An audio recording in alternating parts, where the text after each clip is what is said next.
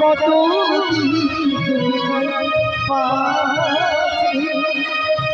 তবু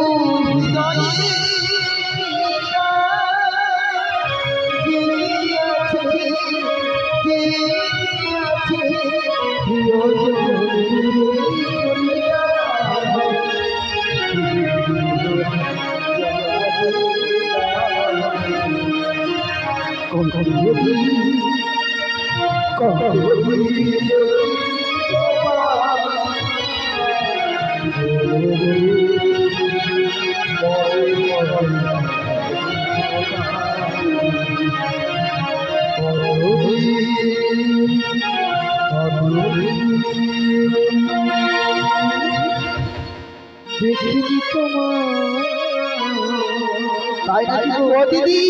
বলো বলো, ও তুমি তাহলে আমার সেই দিদি? হ্যাঁ গো, এসেছো যখন ভালো করেছো, তো কেন এসেছো একটু বলো। আরে একটা দারুণ সুখবর আছে তোদের বাড়ির জন্য। আচ্ছা তাহলে একটু তাড়াতাড়ি বললে ভালো হয়। তাই বলছি শোন। বলো। ও আমি শুনে এলাম, আমি শুনে এলাম, আমার কানে লো ওই মথুরা বাজারে নাকি গিয়ে যাবো, মথুরা বাজারে নাকি গিয়ে যাবো, আমি শুনে এলাম, ওই আমি শুনে এলাম, মথুরা বাজারে নাকি গিয়ে যাবো, আমি শুনে এলাম, আমি শুনে এলাম, আমি শুনে এলাম, শুনে এলাম মথুরা বাজারে নাকি গিয়ে যাবো, মথুরা বাজারে নাকি গিয়ে যাবো, ও দিদি বলো বলো, আমি যদি তোমার সঙ্গে যেতে পারতাম না, হ্যাঁ তাহলে আমি তোমার সঙ্গে চলে যেতাম।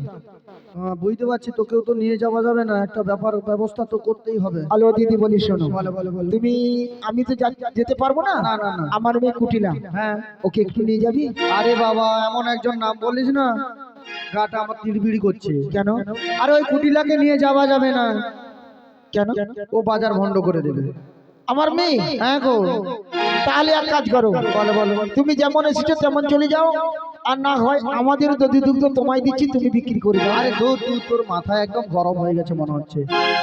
আরে আমারই বয়স হয়ে গেছে, আমি কোন রকম আমার বাড়ির দুধ দধি দুগ্ধগুলো নিয়ে এসেছি, আর আবার তোদের বাড়ি নিয়ে যেতে হলে আমার অনেক কষ্ট হবে। তাই কি বলছি জানো? বলো বলো বলো।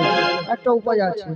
উপায় আছে? হ্যাঁ, ওই পাড়া ছেলেরা অনেকে বলছিল, আলোচনা করছিল, আমি তো অনেকদিন আসি না। আচ্ছা বলো বলো বলো। তোদের বাড়িতে একটা নতুন বৌমা করেছিস। ও দিদি, নতুন বৌমার কথা আর কি বলবো। দেখো তুমি যখন আমার অনেক ছোট্টবেলাকার একসঙ্গে খেলাধুলা করেছি, হ্যাঁ তুমি যখন এসেই ফেলেছো, আমার মনের কথা তোমায় দু চারটা কথা বলবো। আচ্ছা বলো বলো। তুমি রাখবে তো? রাখবো তো। দেখো এ কথা কিন্তু কেউ যেন না জানতে পারে, কেউ জানবে না, কারণ বিশেষ করে আমার মেয়ে কুটিলা, হ্যাঁ ওকে বলা চলবে না। না বলবো না।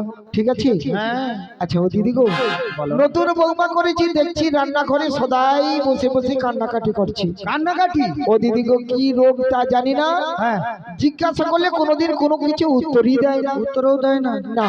আচ্ছা, এর ব্যবস্থা আছে। হ্যাঁ ব্যবস্থা হয়ে যাবে। কি ব্যবস্থা মানে কান্না বন্ধ করে দেবে? একদম আমি কথা দিলাম। ও দিদি গো, তুমি যদি আর কিছুদিন আগে আসতে না, হ্যাঁ, তাহলে বৌমার এই দুর্দশা হতো না। আরে ঠিক টাইমে ঠিক সময়ে আমি এসেছি, আমি তো আর যখন তখন আসি না। যাই হোক, আমি বলছি শোন, বলো। তোমার বৌমাকে আমার সঙ্গে যদি মথুরা বাজারে পাঠিয়ে দাও। কিন্তু সে তো সম্ভব নয়। কেন কেন?